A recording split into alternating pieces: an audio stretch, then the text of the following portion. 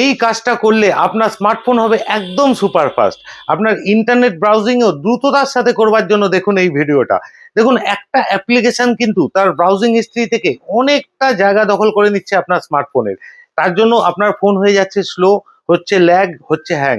কিন্তু আজকের ভিডিওতে আমি দেখাবো কিভাবে আপনি সেই অ্যাপ্লিকেশনটা, ব্রাউজিং অ্যাপ্লিকেশন, সেই অ্যাপ্লিকেশনটা থেকে জমে থাকা ডেটা আপনার স্মার্টফোনে বছরের পর বছর আপনি যে ব্রাউজ করেছেন বা সার্চ করেছেন ইন্টারনেটে, তার যে ডেটাগুলো কিভাবে স্টোর হয়ে আছে আপনার অজান্তেই, সেটাই আমি আজকের ভিডিওতে দেখাবো কিভাবে সেগুলো আপনারা ক্লিয়ার করবেন বা ডিলিট করবেন এবং আপনার ফোনকে করে তুলবেন ফাস্ট।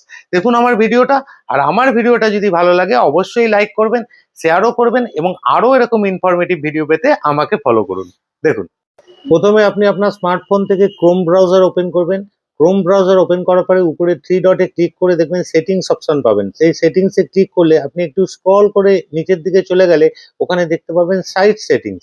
ওই অপশনটাকে আপনি ক্লিক করবেন।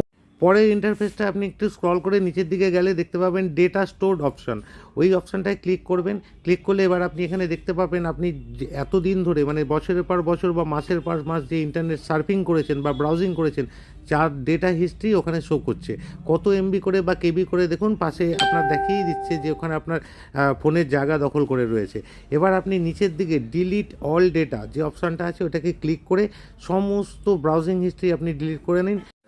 এবার আপনার স্মার্টফোন হয়ে যাবে একদম সুপার ফাস্ট।